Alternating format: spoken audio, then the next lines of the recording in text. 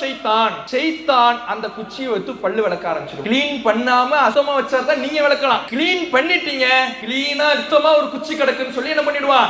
ஷைத்தான் எடுத்து அதை விளக்கி விடுவான். இது மார்க்க சட்டம் புத்தகம்னா ஒரு காமெடி புத்தகமா? அறிவுக்கு பொருந்தாத, பகுத்தறிவுக்கு எதிரான எவ்வளவு சட்டங்கள் எழுதி வச்சிருக்கிறாங்க. அப்ப இப்படி மதுஹப் புத்தகங்களை புரட்டி பார்த்தால் குர்ஆன் ஹதீஸுக்கு எதிராக, மார்க்கத்துக்கு நேர் முரணான, அறிவுக்கு பொருந்தாத பல்வேறு சட்டங்களை குப்பைகளாக எழுதி வச்சிருக்கிற புத்தகங்களாகத்தான் இந்த மதுஹப் சட்ட நூல்கள் இருக்கிறது என்பதை இதிலிருந்து தெரிந்து கொள்ளலாம். மதுஹப்னா நமக்கு விருப்பப்படி எதை நான் எடுத்துக்கலாம் என்று இவர்கள் செல்வதற்காகத்தான் இப்படி செஞ்சுக்கிட்டு இருக்கிறாங்க. ஏன்னா அந்த மதுஹபிலே இன்றைக்கு மதுஹபை சொல்லக்கூடியவர்கள், மக்களுக்கு போதிக்கக்கூடியவர்கள் எதையெல்லாம் செய்கிறார்களோ அதற்கு எதிரான கண்டனங்கள் இருக்கிறது. ஃபாத்திஹா ஓதக்கூடாது என்று மதுஹப் சொல்கிறது, கபர் வழிபாடு கூடாது என்று மதுஹப் சொல்கிறது, நெஞ்சில் கை கட்ட வேண்டும் என்று மதுஹப் சொல்கிறது, விரலை அசைக்க வேண்டும் என்று மதுஹப் சொல்கிறது.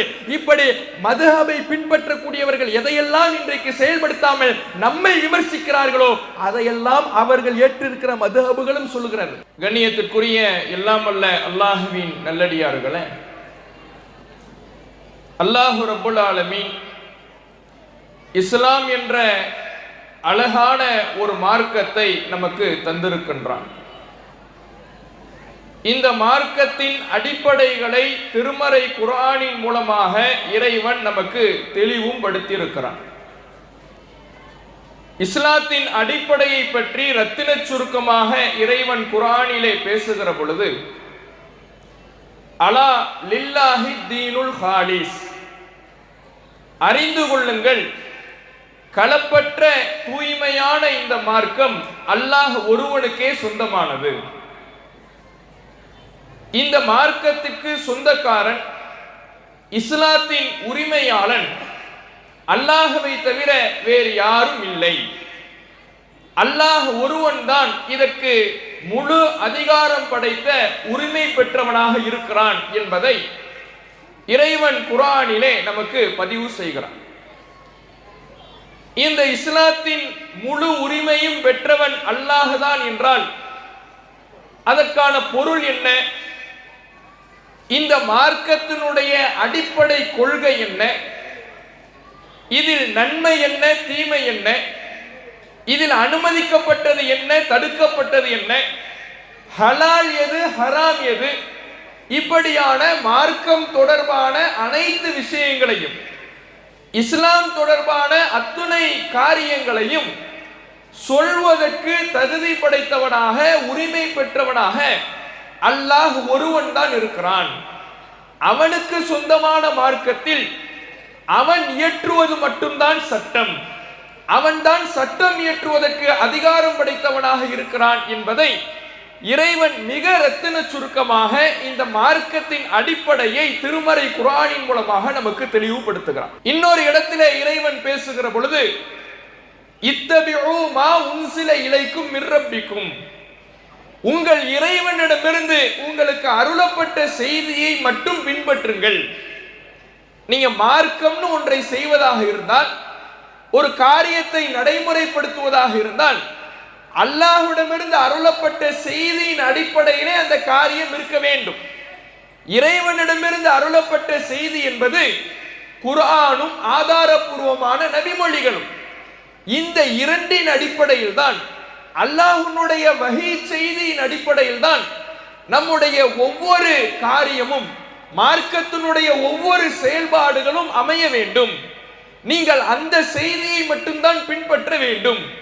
வலா தத்தபிஉ மின் தூனிஹி அவுலியா, அல்லாஹ்வை விடுத்து வேறு பொறுப்புதாரிகளை நீங்கள் பின்பற்றாதீர்கள். மார்க்கத்துக்கு அல்லாஹ் ஒருவன் தான் பொறுப்பாளன், உரிமையாளன் என்று இருக்கின்ற பொழுது, நீங்கள் பின்பற்றுவதற்கு தகுதியானவன் அவன் மட்டும்தான் என்று இருக்கின்ற பொழுது, அவனுடைய செய்தியை மட்டும்தான் நீங்கள் பின்பற்ற வேண்டுமே தவிர மற்றவர்களை, அல்லாஹ்வை தவிர்த்து வேறு நபர்களை நீங்கள் பின்பற்ற கூடாது. இறைவன் குர்ஆனிலே இந்த மார்க்கத்தின் அடிப்படையை தெளிவுபடுத்துகிறான். அப்ப இஸ்லாத்துல எந்த ஒரு காரியத்தை நாம் செய்வதாக இருந்தாலும் அனைத்துமே இறை செய்தியின் அடிப்படையில் இருக்க வேண்டும். நம்முடைய தொழுகை இருக்கிறதா, தொழுகையினுடைய ஒவ்வொரு அங்க அசைவுகளும் அல்லாஹும் அல்லாஹுடைய தூதரவர்களும் வழிகாட்டிய அடிப்படையில் இருக்க வேண்டும். நான் நோக்கின்ற நோன்பு இருக்கிறதா, நோன்பனுடைய ஒவ்வொரு செயல்பாடுகளும் அல்லாஹும் அல்லாஹுடைய தூதரும் வழிகாட்டிய அடிப்படையில் இருக்க வேண்டும். நாம் எந்த வழிபாடுகள் செய்வதாக இருந்தாலும், ஒரு காரியத்தை நன்மை என்று கருதுவதாக இருந்தாலும், ஒன்றை அனுமதிக்கப்பட்டது தடுக்கப்பட்டது என்று முடிவு செய்வதாக இருந்தாலும், எல்லாமே அல்லாஹ்விடமிருந்து அருளப்பட்ட செய்தியின் அடிப்படையில் தான் இருக்க வேண்டும் என்பதை அல்லாஹ் நமக்கு திருமறை குர்ஆனிலே தெளிவுபடுத்துகிறான். இந்த அடிப்படையை முன்னிறுத்தி அல்லாஹ் ஒருவனை மட்டுமே வணங்க வேண்டும், அவனை மட்டுமே பின்பற்ற வேண்டும் என்கின்ற அடிப்படையை முன்னிறுத்தித்தான் ஏராளமான இறை தூதர்கள் இறைவனால் நியமிக்கப்பட்டார்கள்.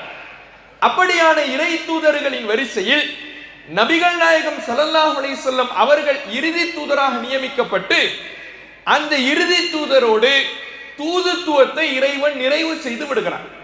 தூதுத்துவத்தை இறைவன் நிறைவு செய்து விடுகிறான் என்றால் அதற்கு என்ன பொருள்? மார்க்கம் என்று, திருமறை குர்ஆனுடைய வசனங்கள் என்று, மக்களுக்கான வழிகாட்டல் என்று எந்த இறை செய்தியும் நபி ஸல்லல்லாஹு அலைஹி வஸல்லம் அவர்களுக்கு பின்னால் யாருக்கும் அருளப்படாது. வஹியை மட்டும்தான் பின்பற்றணும் என்றால் அந்த வஹி நபி ஸல்லல்லாஹு அலைஹி வஸல்லம் அவர்களோடு முற்று பெற்று விட்டது. அல்லாஹ்வுடைய தூதரவர்களுக்கு பின்னால் மார்க்க வழிகாட்டி என்று, இறை தூதர் என்று எந்த ஒருவரும் கிடையாது. இப்படி தூதுத்துவத்தை இறைவன் நிறைவு செய்துவிட்டு இந்த மக்களுக்கு, முகமது நபியினுடைய சமுதாயமான நமக்கு மிகப்பெரிய ஒரு பேர் அருட்கொடையாக இறைவன் திருமறை குர்ஆனை தருகிறான். இந்த திருமறை குர்ஆன் இறுதி நாள் வரை, மறுமை நாள் வரை ஒட்டுமொத்த அகில மக்களுக்கும் வழிகாட்டுகின்ற வழிகாட்டியாக இருக்கும். நபி ஸல்லல்லாஹு அலைஹி வஸல்லம் அவர்களுடைய காலத்தில் இருந்த பிரச்சனைகளுக்கும் திருமறை குர்ஆன் தீர்வு சொல்லும். அதற்கு பிந்தைய காலத்திற்கும் திருமறை குர்ஆன் தீர்வு சொல்லும். மறுமை நாள் வரை எந்த காலம் புதிதாக வந்தாலும், எந்த பிரச்சனைகள் புதிதாக தோன்றினாலும் கூட அனைத்திற்கும் தீர்வு சொல்லுகின்ற, சட்டம் சொல்லுகின்ற, அனைத்திற்கும் வழிகாட்டுகின்ற ஒரு வேதமாக திருமறை குர்ஆன் இருக்கும் என்று ஒரு மிகப்பெரிய பேர் அருட்கொடையாக இறைவன் தந்து இந்த மார்க்கத்தை உங்களுக்கு முழுமையாக வழங்கிவிட்டேன் என்கிறான் அல்லாஹ். அல் யௌம அக்மல்து லக்கும் தீனக்கும், இன்றைய தினத்தோடு நபிகள் நாயகம் ஸல்லல்லாஹு அலைஹி வஸல்லம் அவர்களுடைய காலத்தோடு இந்த மார்க்கம் முழுமைப்படுத்தப்பட்டு விட்டது. வ அத்மம்து அலைக்கும் நிஅமதி, என்னுடைய அருளை உங்களுக்கு பரிபூரணப்படுத்தி விட்டேன். வரலீது லக்குமுல் இஸ்லாம தீனா, இஸ்லாம் என்ற இந்த மார்க்கத்தை உங்களுக்கு நான் பொருந்தி கொண்டு இருக்கிறேன். இறைவனுடைய இஸ்லாம் என்ற மார்க்கம் நபி ஸல்லல்லாஹு அலைஹி வஸல்லம் அவர்களுடைய காலத்தோடு முழுமைப்படுத்தப்பட்டு விட்டது. அது பூரணமாக தரப்பட்டு விட்டது. பூரணமாக தரப்பட்ட இந்த மார்க்கத்திலே அல்லாஹ்வுடைய தூதரவர்களுக்கு பின்னால் எதையும் கூட்டக்கூடாது. கூட்டுவதற்கு எதுவும் இல்லை, குறைப்பதற்கும் எதுவும் இல்லை. எது ரசூலுல்லாஹ்வால் நமக்கு மார்க்கமாக தரப்பட்டு விட்டதோ அதுதான் மறுமை நாள் வரை மார்க்கம்.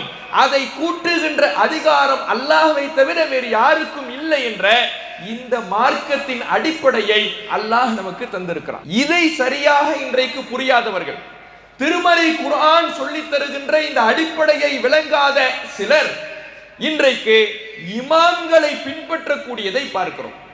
மதுஹபுகள் என்று இந்த இஸ்லாத்திலே 4 மதுஹபுகள் என்பதை புதிதாக நுழைப்பதை பார்க்கிறோம். எந்த அளவுக்கு 4 மதுஹபுகளில் ஏதேனும் ஒன்றை சார்ந்தவனாக ஒருவன் இருந்தால்தான் அவன் முஸ்லீம் என்று சொல்லுகின்ற அளவுக்கு இன்றைக்கு மதுஹபு வெறி மக்களிடத்திலே, சிலரிடத்திலே ஊறி போயிருப்பதை பார்க்க முடிகிறது. ஒன்று நீ ஹனஃபியாக இருக்க வேண்டும், அல்லது ஷாஃபியாக இருக்க வேண்டும், அல்லது மாலிக்கியாக இருக்க வேண்டும், அல்லது ஹம்பலியாக இருக்க வேண்டும். இந்த 4 மதுஹபுகளில் ஏதேனும் ஒன்றை சார்ந்திருந்தால்தான் நீ முஸ்லீம் என்று சொல்லுகின்ற அளவுக்கு சிலரிடத்திலே இறை செய்தியை தாண்டி, திருமறை குர்ஆன் ஹதீஸை தாண்டி இந்த 4 இமாம்களை பின்பற்றுபவர்களாக இன்றைக்கு மாறி இருக்கக்கூடிய நிலையை பார்க்கிறோம். எந்த அளவுக்கு நம்ம வாழக்கூடிய இந்த தமிழகத்துல பெரும்பான்மையாக மக்களிடத்தில் பின்பற்றப்படுகின்ற மதுஹபுகள் 2 தான். ஒன்னு ஹனஃபி, இன்னொன்னு ஷாஃபி. வாப்பான்னு நீங்க கூப்பிடுறீங்களா, நீங்க எல்லாம் ஷாஃபி அப்படிம்பாங்க. அத்தான்னு கூப்பிடுறவங்களா ஹனஃபி அப்படின்னு பிரிப்பாங்க. இப்படி இந்த ஹனஃபி ஷாஃபிங்கிற இரண்டு மதுஹபுகள் தான் நம்ம பகுதியில தமிழகத்துல பெரும்பான்மையாக பின்பற்றப்படுகிறது. இவங்க யாரு? இவர்கள் அல்லாஹ்வால் இறை தூதர்களாக அங்கீகரிக்கப்பட்டவர்களா? இறைவனிடமிருந்து இறை செய்தி அருளப்பட்டவர்களா? மார்க்கத்தை ஒன்றை பின்பற்ற வேண்டும் என்றால் இறை செய்தியை தான் பின்பற்ற வேண்டும் என்று அல்லாஹ் சொன்ன பிறகு இவர்கள் பின்பற்றப்படுகிறார்கள் என்றால், ஷாஃபி கண்மூடித்தனமாக பின்பற்றப்படுகிறார் என்றால், அபூ ஹனீஃபாவை சார்ந்து இருக்க வேண்டும் என்றால், மார்க்கத்தினுடைய ஒவ்வொரு சட்டங்களையும் இவர்கள் இருவரிடமிருந்து தான் எடுக்க வேண்டும் என்றால், இவர்களுக்கு அல்லாஹ்விடமிருந்து இறை செய்தி அருளப்பட்டதா? இறை தூதர்களாக நியமிக்கப்பட்டார்களா? இவர்கள் யார்? என்னை போன்ற உங்களை போன்ற சாதாரண மனிதர்கள். அவர்கள் காலத்திலே அவர்கள் மிகப்பெரிய அறிவுஜீவிகள், அதிலே மாற்று கருத்து கிடையாது. இந்த மார்க்கத்துக்காக பாடுபட்டவர்கள், அதிலே எந்த மாற்று கருத்தும் கிடையாது. ஆனால் நபி ஸல்லல்லாஹு அலைஹி வஸல்லம் அவர்களை போன்ற வஹி செய்தி என்ற அங்கீகாரத்தை பெற்ற இறை தூதர்களா, இறைவனோடு இறை செய்தி என்ற தொடர்பில் இருந்தவர்களா? எதுவும் கிடையாது. அவர்கள் சாதாரண மனிதர்கள். நபிகள் நாயகம் ஸல்லல்லாஹு அலைஹி வஸல்லம் அவர்களுக்கு பின்னால் பல ஆண்டுகள் கழித்து பிறந்தவர்கள். இமாம் அபூ ஹனீஃபா இவர் ஹிஜ்ரி 80ல தான் பிறக்கிறார். கிட்டத்தட்ட நபிகள் நாயகம் ஸல்லல்லாஹு அலைஹி வஸல்லம் அவர்களுடைய மௌத்துக்கு பின்னால் 70 ஆண்டுகள் கழித்து தான் இமாம் அபூ ஹனீஃபா பிறக்கிறார். 80லிருந்து 150 ஹிஜ்ரி 150 வரை வாழுகிறார். இமாம் ஷாஃபி 150ல தான் பிறக்கிறார். நபிகள் நாயகம் ஸல்லல்லாஹு அலைஹி வஸல்லம் அவர்கள் மரணித்து கிட்டத்தட்ட 140 ஆண்டுகள் கழித்து தான் இமாம் ஷாஃபி பிறக்கிறார். பிறந்து 204 வரை வாழுகிறார். அப்ப அல்லாஹ்வுடைய தூதர் அவர்களுக்கு பின்னால் பல ஆண்டுகள், 70 ஆண்டுகள், 100 ஆண்டுகள் கழித்து பிறந்தவர்கள் மார்க்கத்தில் பின்பற்ற தகுந்தவர்களாக எப்படி மாறினார்கள்? பின்பற்ற தகுந்தவர்கள் என்றால் ஒன்று, அவர்களுக்கு இறைவனிடமிருந்து இறை செய்தி அருளப்பட்டிருக்க வேண்டும். இறை செய்தியை மட்டும்தான் பின்பற்ற வேண்டும் என்று அல்லாஹ் சொல்லிவிட்டான். அதற்கு பிறகு இவர்கள் பின்பற்றப்பட வேண்டும் என்று சொல்லப்படுகிறது என்றால், இவர்கள் பின்பற்ற தகுந்தவர்கள் என்கின்ற அதிகாரத்தை கொடுத்தது யார்? யோசிச்சு பாருங்க. ஒரு முஸ்லிம் மாற்று கருத்து இல்லாமல் ஒன்றை பின்பற்ற வேண்டும் என்றால் எதை பின்பற்றணும்? ஒன்னு குர்ஆனை பின்பற்றணும், ஆதாரபூர்வமான நபிமொழிகளை பின்பற்றணும். இதுதான் ஒரு முஸ்லிமுக்கு அல்லாஹ் விதித்த கட்டளை.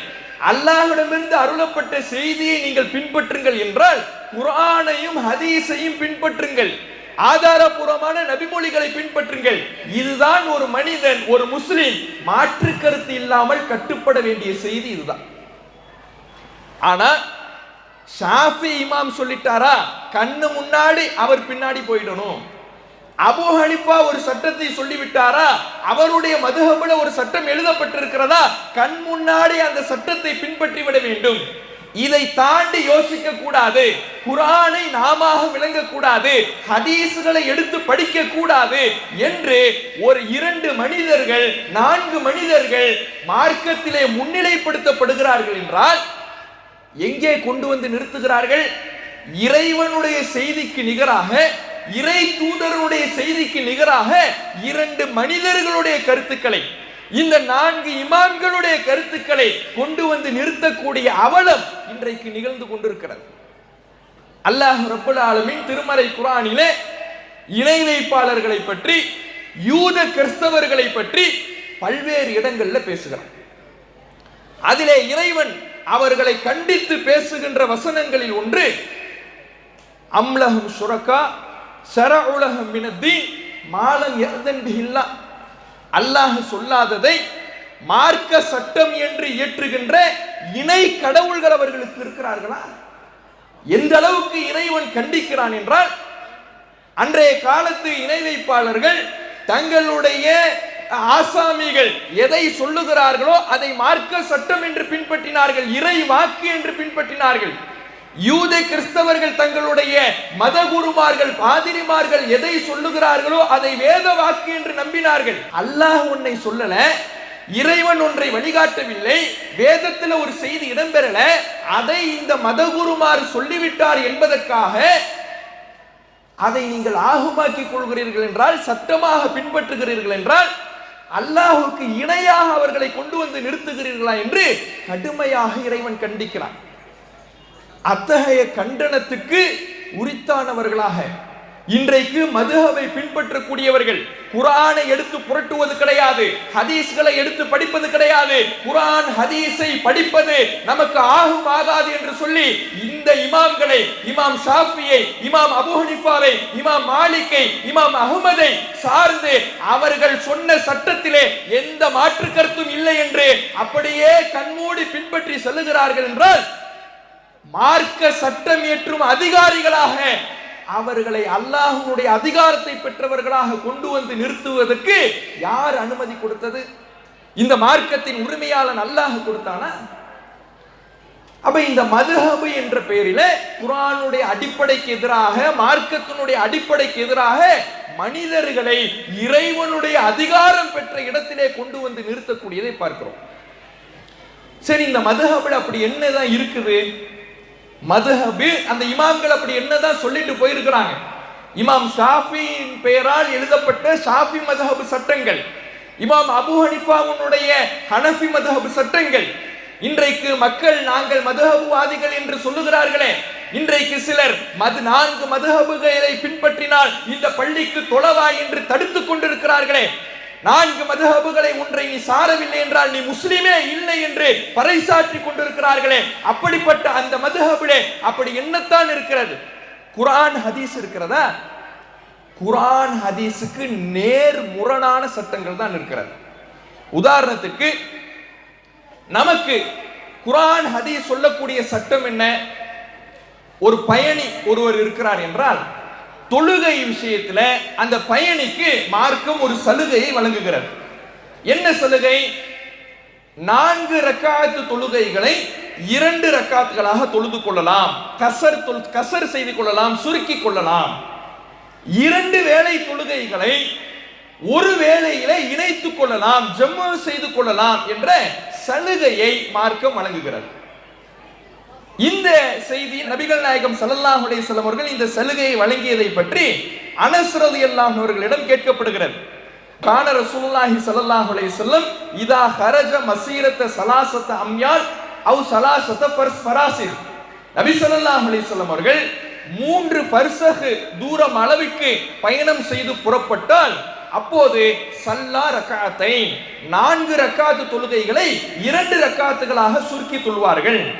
அல்லாஹ்வுடைய தூதர் அவர்கள் கசர் தொழுகை, கசர் என்கின்ற சலுகையை பயணம் செய்தால் 3 பர்சஹ் தொலைவில் பயணம் செய்தால், 3 பர்சஹ்னா 25 கிலோமீட்டர், நாம் வாழக்கூடிய ஊரிலிருந்து 25 கிலோமீட்டர் தொலைவுக்கு நாம் சென்று விட்டோம் என்றால் அப்போது கசர் என்கின்ற சலுகை பயன்படுத்தி கொள்ளலாம்.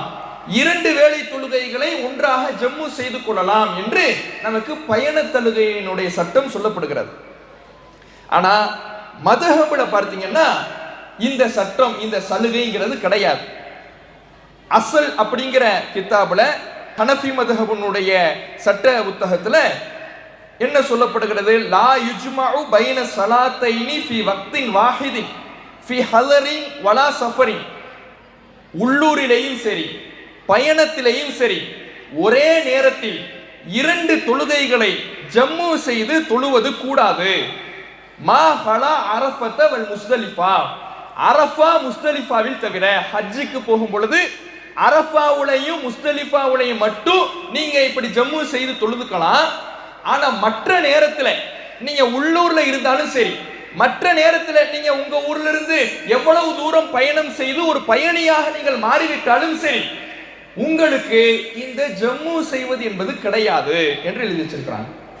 அப்ப மார்க்கம் நமக்கு ஒரு சலுகையை வழங்குகிற பொழுது அந்த சலுகைக்கு முரணாக இந்த மதுஹப் சட்டம் என்ன சொல்லுகிறது என்றால், மார்க்க சட்டம் சொல்லுகின்ற அந்த சலுகை இல்லை என்று அதற்கு நேர் முரணாக சொல்வதை பார்க்கிறோம். இப்போ ஒரு முஸ்லிம் எதை எடுத்துக்கிறது? ஹதீஸ்ல நபிகள் நாயகம் ஸல்லல்லாஹு அலைஹி வஸல்லம் அவர்கள் வழங்குகிற சலுகை எடுத்துக்கொள்வதா, இல்ல நான் ஒரு ஹனஃபி, அதனால ஹனஃபி மதஹப் சட்ட நூல்ல என்ன இருக்குதோ அதைத்தான் நான் எடுத்துக்கிறதா? எதை எடுத்துக்கொள்வது ஒரு முஸ்லிமுக்கு கடமை.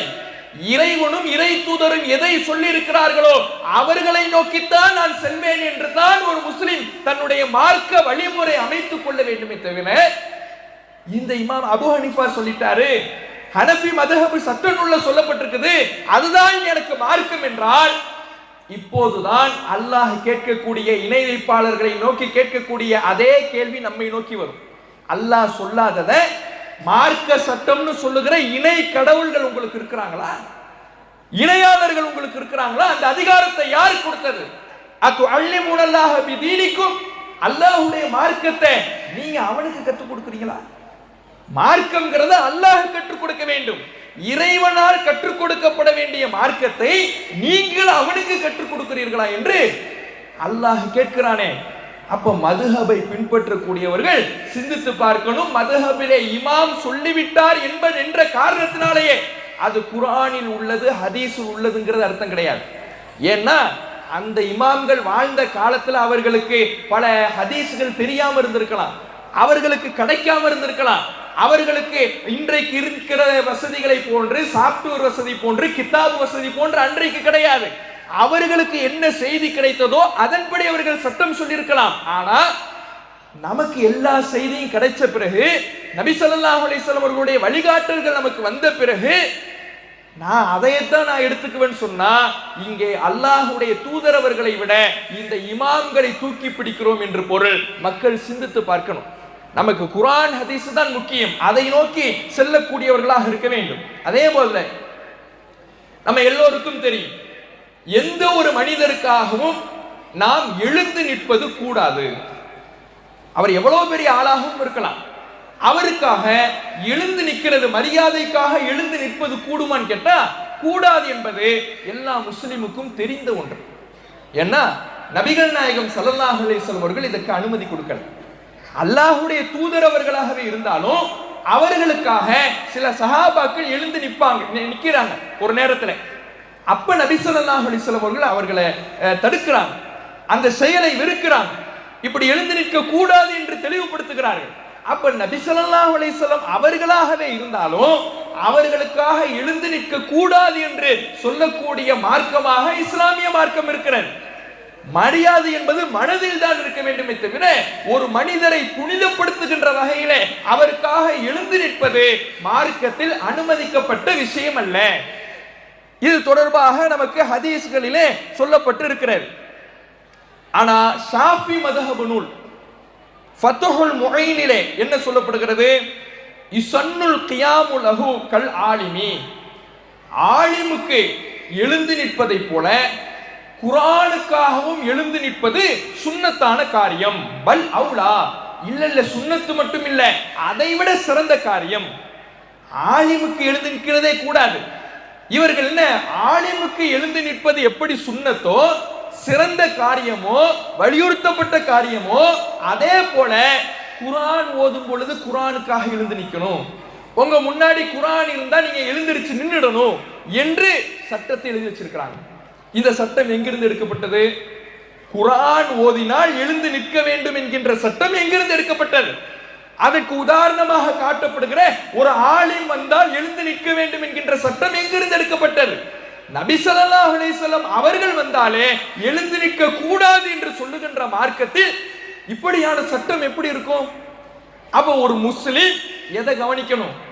ஹதீஸில் சொல்லப்பட்டிருக்கிற மனிதர்களுக்காக எழுந்து நிற்க கூடாது என்ற சட்டத்தையா, அல்லாஹ்வுடைய தூதரவர்களே வந்தாலும் எழுந்திருக்க கூடாது என்ற சட்டத்தையா, இல்ல ஒரு ஆலிம் வந்துட்டார்னா அவருக்காக எழுந்து நிற்கிறது சிறந்தது சுன்னத் என்று சொல்லுகின்ற சட்டத்தையா?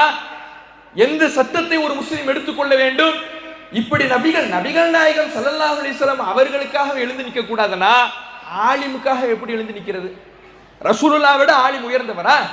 அப்போ ஒவ்வொருவரும் தனக்கான ஒரு சட்டத்தை எழுதி கொள்ளுகின்ற வகையிலே இஷ்டத்திற்கு குர்ஆனில் இல்லாத ஹதீஸில் இல்லாத குர்ஆன் ஹதீஸுக்கு நேர் முரணான சட்டங்கள் எழுதப்பட்ட வழிமுறைகள் தான் இந்த மதுஹபுகள் என்பதற்கு இதுவும் ஒரு சாட்சியாக இருக்கிறது. அதே மாதிரி அல்லாஹ்வுடைய தூதர் அவர்கள் நமக்கு மழை தொழுகையை வழிகாட்டி இருக்கிறாங்க. பஞ்சம் நிலவுகிறது, பஞ்சம் நிலவினால் அல்லாஹ்விடத்துல மழை வேண்டி பிரார்த்திக்கின்ற விதமாக 2 ரக்காத்துகள் மழை தொழுகை என்ற ஒரு வழிபாட்டை அல்லாஹ்வுடைய தூதர் அவர்கள் வழிகாட்டி இருக்கிறாங்க. இது தொடர்பான செய்தி சஹீஹ் முஸ்லிம்ல, திர்மிதியில எல்லாம் இடம்பெறுகிறது. ஆனால் ஹனஃபி மذஹபினுடைய சட்ட நூலான ஹிதாயாவிலே என்ன சொல்லப்படுகிறது? லைஸ ஃபில் இஸ்திஸ்காஇ ஸலாத்துன் மஸ்னூனா பில் ஜமாஆ, ஜமாத்தாக சேர்ந்து மழையை வேண்டி பிரார்த்திக்கின்ற விதமாக தொழுகின்ற தொழுகை என்பது சுன்னத்து இல்லை, அப்படி ஒரு வழிமுறையே கிடையாது. அவரவர்களாக விரும்பினார் 2 ரக்காத் தொழுதுங்க. ஆனால் அல்லாஹ்விடத்துல இஸ்திக்ஃபார் செய்வதுதான், அல்லாஹ்விடத்துல துஆ செய்வதுதான். மழையே வேணுமா, நீங்க பாவ மன்னிப்பு தேடுங்க. மழை வேண்டும் என்றால் நீங்கள் துஆ செய்யுங்கள். இது மட்டும் தான் இருக்கிறதே தவிர மழை தொழுகை என்கின்ற ஒரு சுன்னத்தே கிடையாது என்று இமாம் அபூ ஹனீஃபாவுடைய மذஹபான அந்த ஹனஃபி மذஹபினுடைய சட்ட நூலில் எழுதப்பட்டிருக்கிறது. அப்ப ஹதீஸ் ஒரு தொழுகை இருக்கிறது என்று சொல்லுகிறது. மழை இல்லை என்றால், பஞ்சம் நிலவுகின்றது என்றால், நபி ஸல்லல்லாஹு அலைஹி வஸல்லம் அவர்கள் 2 ரக்காத்துகள் மழை வேண்டி பிரார்த்தித்து தொழுகை நடத்தி இருக்கிறார்கள். மைதானத்திலே மக்களை அழைத்து ஒன்று கூடி ஜமாத்தாக நடத்தி இருக்கிறார்கள். அப்படி நேரடியாக ஹதீஸ் இருக்கும் பொழுது இன்னைக்கு ஹனஃபி மذஹபை பின்பற்றுகிறோம் என்று சொல்லக்கூடியவர்கள் எதை எடுத்துக்கிறாங்க? ரசூலுல்லாஹ்வுடைய ஹதீஸையா அல்லது ஹிதாயாவில் இடம்பெற்றிருக்கிற ஹனஃபி மذஹபினுடைய சட்டத்தையா? எதை நோக்கி மக்கள் செல்ல வேண்டும்? தெளிவாக ஹதீஸ் இருக்குது. மலை தொழுகை ரசூலுல்லாஹ் தொழுதார்கள் என்பதற்கு நேரடியாக ஆதாரம் இருக்கிறது. அதை விட்டுவிட்டு இன்றைக்கு ஹனஃபி மذஹபு தான், அதுதான் குர்ஆன் ஹதீஸை விளங்குவதற்கான வழிமுறை என்று மக்கள் செல்லுகிறார்கள் என்றால் இதுல குர்ஆன் ஹதீஸ் இருக்குதா? குர்ஆனுக்கும் ஹதீஸுக்கும் நேர் எதிரான விஷயங்கள் தான் நிரம்பி இருப்பதை நம்மால் பார்க்க முடிகிறது. அது மட்டும் இல்லாம மக்ரிபுக்கு முன் சுன்னத், நபி ஸல்லல்லாஹு அலைஹி வஸல்லம் அவர்கள் மக்ரிபுக்கு முன் சுன்னத்தை நமக்கு சொல்லி தந்திருக்கிறாங்க 2 ரக்காத்துகள் தொழுவதற்கு. இது தொடர்பான செய்தி புகாரியில, முஸ்லிம்ல என்று ஏராளமான ஹதீஸ் நூல்களில் இடம்பெறுகிறது. ஆனால் ஹனஃபி மذஹபில மக்ரிபுக்கு முன் சுன்னத்தை கிடையாது. அதனாலதான் பள்ளிவாசல்கள்ல மக்ரிபுனுடைய பாங்கை எழுதி போட்டுவிட்டு இக்காமத்துங்கிற இடத்துல உடன் எழுதிப்பாங்க.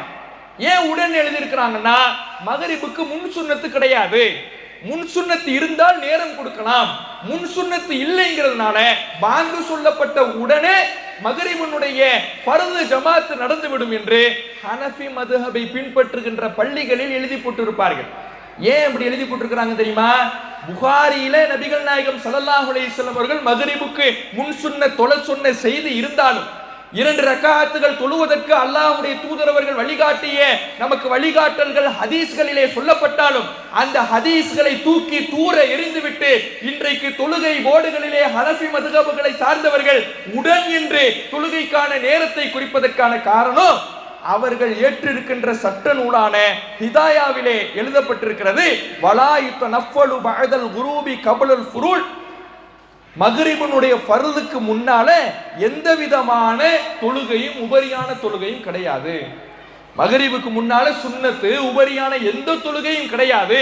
பாங்கு சொல்லப்பட்டுட்டா உடனே ஃபர்து தொழுகையை தான் நிறைவேற்ற வேண்டும் என்று எழுதி வச்சிருக்கிறனால இன்றைக்கு ஹனஃபி மذஹபினர் அதை எடுத்திருக்கிறத பார்க்கிறோம். இப்ப யோசிச்சு பாருங்க, குர்ஆன் ஹதீஸுக்கு நெருக்கமாக எங்கேயாவது இருக்குதா? அல்லாஹ்வுடைய தூதர் அவர்கள் ஒரு சட்டத்தை சொல்லியிருந்தால் அதற்கு நேர் எதிரான சட்டத்தை கொண்டதாகத்தான் மذஹபு நூட்கள் இருக்கிறது. மذஹபு நூட்களிலே எழுதப்பட்ட சட்டங்கள் இருக்கிறது. ஒரு முஸ்லிமுக்கு எது கடமை? இந்த இமாம் சொல்லிவிட்டார் என்பதனால் கண்மூடி பின்பற்றுவது ஒரு முஸ்லிமுக்கு கடமையா? அந்த அங்கீகாரத்தை அல்லாஹ் கொடுத்திருக்கிறானா? அல்லாஹ்வுடைய தூதர் கொடுத்திருக்கிறார்களா? எந்த மார்க்க அங்கீகாரமும் பெறாமல் ஒரு காலத்திலே வாழ்ந்த அறிஞர் பெருமக்களான அவர்கள் தங்களுக்கு கிடைத்த செய்திகளை வைத்து சட்டம் எழுதியிருக்கக்கூடியவர்கள், அவர்களுடைய கருத்துக்கள் எப்படி மார்க்க ஆதாரமாக ஆகும்? குர்ஆன் மார்க்கம், ஹதீஸ் மார்க்கம்.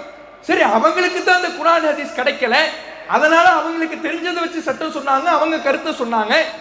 நமக்கு கிடைச்ச பிறகு, நமக்கு ஹதீஸ்கள் வந்த பிறகு அதைத்தான் பிடிச்சிட்டு தொங்குவன்னா அப்ப இதுதான் மதுஹபு வெறி. இந்த மதுஹபு வெறி என்பது களையெடுக்கப்பட வேண்டியது.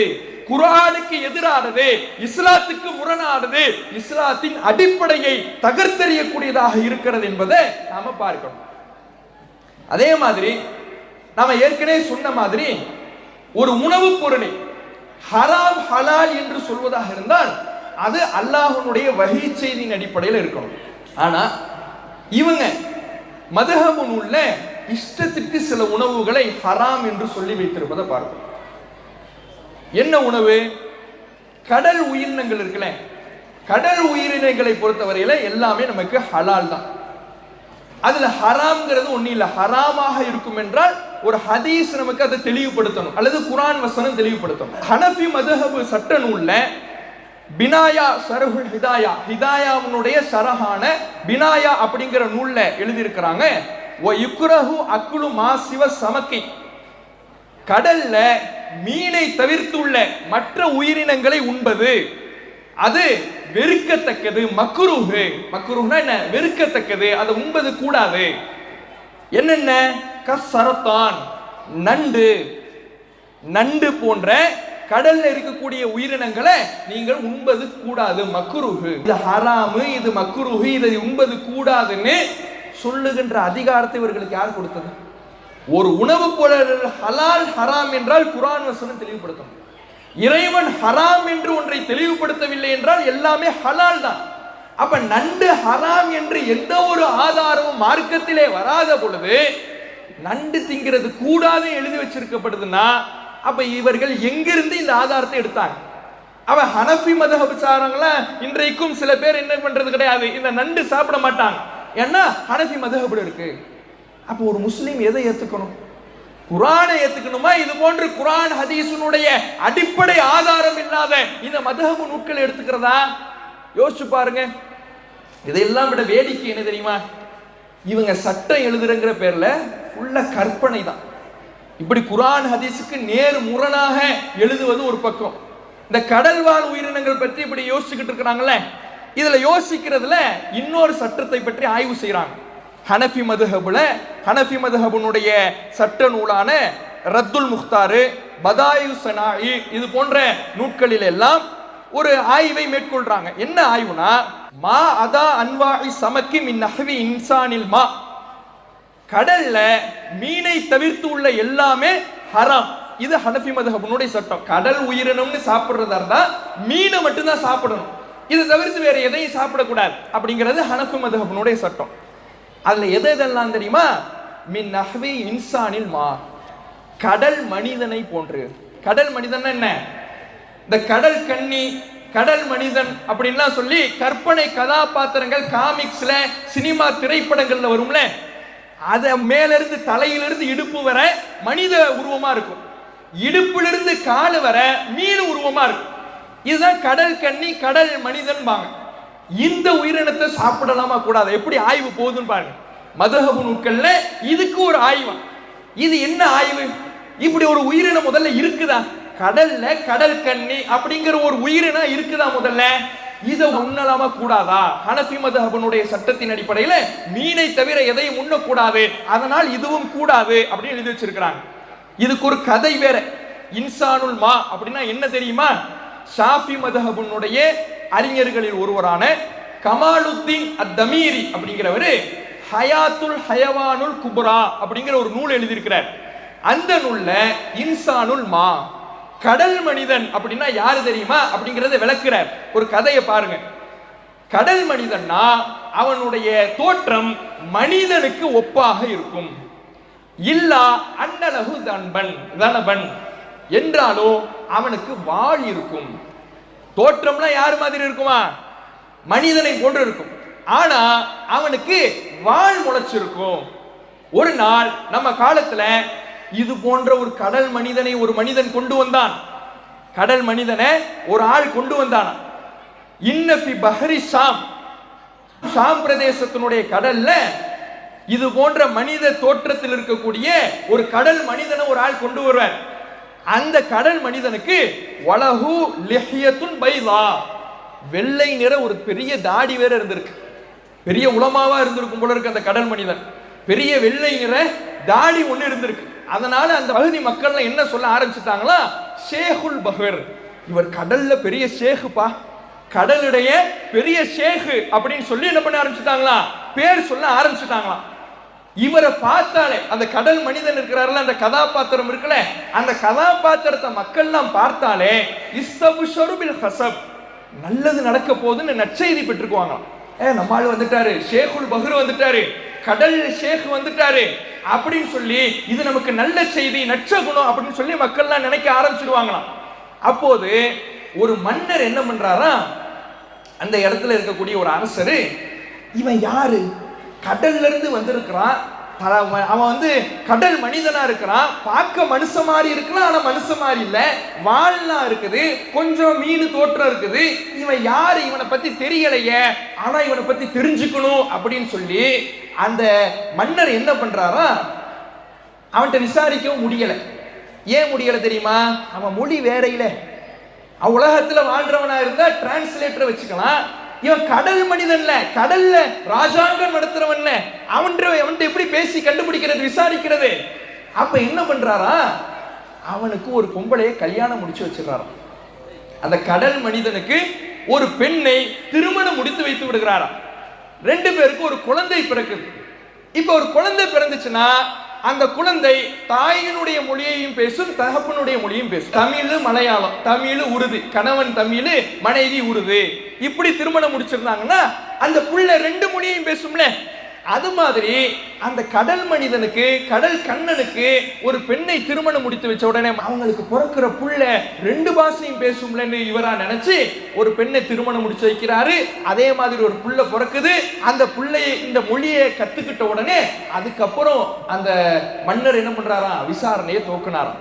இதை எழுதி வச்சுட்டு தான் இப்போது இந்த கடல் மனிதனுடைய இறைச்சியை சாப்பிடலாமா, இவன் கடல்ல இருந்து வரான்ல, இவனுக்கு மீனுக்கான சட்டமா இல்ல இவனை சாப்பிடலாமா கூடாதா, மதுஹப்ல சட்டம். அப்போ என்னது, லா யுக்கலு அலா ஷைஇன் மினல் ஹாலாத், எந்த நிலைமையிலையும் அதை சாப்பிட கூடாது. ஏன், ஹனஃபி மதுஹபுனுடைய சட்டத்துல மீனை தவிர எதையும் சாப்பிடக்கூடாது. அதனால அவன் கடல் மனிதனாகவே இருந்தாலும் சாப்பிடக்கூடாது. எங்க போகுது பாத்தீங்களா கற்பனை. இப்படி ஒரு உயிரினம் முதல்ல இருக்குதா, கடல் மனிதன்கிற ஒரு கதாபாத்திரம் இருக்குதா. கடல் மனிதனை பத்திய இந்த நிலைமைனா பெண்ணை பற்றி கடல் கண்ணின்னு எழுதி வச்சிருக்கிறாங்கல்ல, அதுக்கு என்னென்னலாம் எழுதி வச்சிருக்காங்களோ தெரியல. அப்ப இவ்வளவு மோசமாக ஒரு கற்பனை கதாபாத்திரங்களுக்கெல்லாம் சட்டம் எழுதுகின்ற ஒரு இடமாக, கதை கப்சாக்கள் நிறைந்த ஒரு சட்ட புத்தகமாக, காமிக்ஸ்ல வரக்கூடிய கதாபாத்திரங்களுக்கு சட்டத்தை தேடக்கூடிய ஒரு இடமாக இந்த மதுஹப் சட்டங்கள் இருப்பதை நம்மால் பார்க்க முடிகிறது. அப்ப இப்படி அறிவுக்கு பொருந்தாத, அறிவுக்கு எதிரான பல்வேறு சட்டங்களை எழுதி வச்சிருக்கிறாங்க. இன்னும் பார்த்தீங்கன்னா பல்லு விளக்குறதுக்கு ஒரு சட்டம். பல்லு விளக்குறதுக்கு என்ன சட்டம் தெரியுமா, பல்லு விளக்குறதுக்கு குச்சியை எடுத்தீங்கன்னா அதை அகல வாக்குல தான் நீங்க விளக்கணும், நீட்ட வாக்குல விளக்க கூடாது. பல் விளக்குற குச்சியை வச்சு அகல வாக்கில் தான் விளக்கணுமே தவிர நீல வாக்கில் விளக்க கூடாது. ஏன்னா நீல வாக்கில் நீங்கள் விளக்கினால் ஈரல்ல வீக்கம் வந்துடும். அந்த பல் விளக்கும் குச்சியை நீங்கள் முழுமையாக இறுக்கமாக பிடித்து விடக்கூடாது. ஏன்னா அப்படி பிடிச்சிட்டீங்கன்னா உங்களுக்கு மூல நோய் வந்துடும். அந்த பல் துளக்குற குச்சியை நீங்கள் சப்ப கூடாது. ஏனென்றால் அது குருட்டு கண் தெரியாம ஆக்கிடும். பல் துளக்குற குச்சியை நீங்க என்ன பண்ணக்கூடாது, மென்னிடவோ சப்பிடவோ கூடாது. அப்படி பண்ணிட்டீங்கன்னா அது உங்களுக்கு கண் தெரியாம ஆக்கிடும். ஒலா எதுசிலும் பல்லு விளக்கிட்டு முக்கியமா குச்சியை நீங்க கழுவிடக்கூடாது. கழுவிட்டீங்கன்னு வைங்க, எஸ்தாக்கு ஷைத்தான், ஷைத்தான் அந்த குச்சியை வைத்து பல்லு விளக்க ஆரம்பிச்சிடுவான். கிளீன் பண்ணாம அசுத்தமா வச்சா தான் நீங்க விளக்கலாம். கிளீன் பண்ணிட்டீங்க, கிளீனா சுத்தமா ஒரு குச்சி கிடக்குன்னு சொல்லி என்ன பண்ணிடுவான், ஷைத்தான் எடுத்து அதை விலக்கி விடுவான். அப்ப இப்படி இதுக்கு இதெல்லாம் என்ன, இது மார்க்க சட்டம் புத்தகம்னா ஒரு காமெடி புத்தகமா? அறிவுக்கு பொருந்தாத, பகுத்தறிவுக்கு எதிரான எவ்வளவு சட்டங்கள் எழுதி வச்சிருக்கிறாங்க. அப்ப இப்படி மதுஹப் புத்தகங்களை புரட்டி பார்த்தால் குர்ஆன் ஹதீஸுக்கு எதிராக மார்க்கத்துக்கு நேர்முரணான, அறிவுக்கு பொருந்தாத பல்வேறு சட்டங்களை குப்பைகளாக எழுதி வச்சிருக்கிற புத்தகங்களாகத்தான் இந்த மதுஹப் சட்ட நூல்கள் இருக்கிறது என்பதை இதிலிருந்து தெரிந்து கொள்ளலாம். ஆனால் அந்த இமாம்கள் அவர்களுடைய காலத்தில் நன்மக்கள், அவர்கள் நல்லவர்களாக வாழ்ந்தவர்கள், தங்களுக்கு தெரிந்ததை வைத்து மக்களுக்கு சட்டம் சொன்னார்கள். இமாம் அபூ ஹனீஃபாவாக இருந்தாலும் இமாம் ஷாஃபியாக இருந்தாலும் அவர்கள் மக்களுக்கு போதித்தது ஒரு ஹதீஸை நீங்கள் பார்க்கிறீர்கள், அதற்கு மாற்றமாக என்னுடைய கருத்தை பார்த்தால் என் கருத்தை தூக்கி தூர எறிந்துவிட்டு ஹதீஸை பின்பற்றுங்கள் என்றுதான் ஒவ்வொரு மதுஹப் இமாம்களும் சொன்னார்கள். ஆனால் இன்றைக்கு மதுஹப் வெறி பிடித்தவர்கள் ஏன் குர்ஆன் ஹதீஸை விட்டுவிட்டு மதுஹபை சார்ந்திருக்கிறார்கள் என்றால், அதை மக்களுக்கு போதிக்கிறார்கள் என்றால், அந்த மதுஹபிலே தங்களுக்கு தோதுவாக எதைனாலும் எடுத்துக்கலாம். குர்ஆன் ஹதீஸ்னா ஒன்ன பின்பற்றணும், அது நமக்கு செட் ஆகாது. மதுஹப்னா நமக்கு விருப்பப்படி எதைனாலும் எடுத்துக்கலாம் என்று இவர்கள் செல்வதற்காகத்தான் இப்படி செஞ்சுக்கிட்டு இருக்கிறாங்க. ஏன்னா அந்த மதுஹபிலே இன்றைக்கு மதுஹபை சொல்லக்கூடியவர்கள், மக்களுக்கு போதிக்கக்கூடியவர்கள் எதையெல்லாம் செய்கிறார்களோ அதற்கு எதிரான கண்டனங்கள் இருக்கிறது. ஃபாத்திஹா ஓதக்கூடாது என்று மதுஹப் சொல்கிறது, கபர் வழிபாடு கூடாது என்று மதுஹப் சொல்கிறது, நெஞ்சில் கை கட்ட வேண்டும் என்று மதுஹப் சொல்கிறது, விரலை அசைக்க வேண்டும் என்று மதுஹப் சொல்கிறது.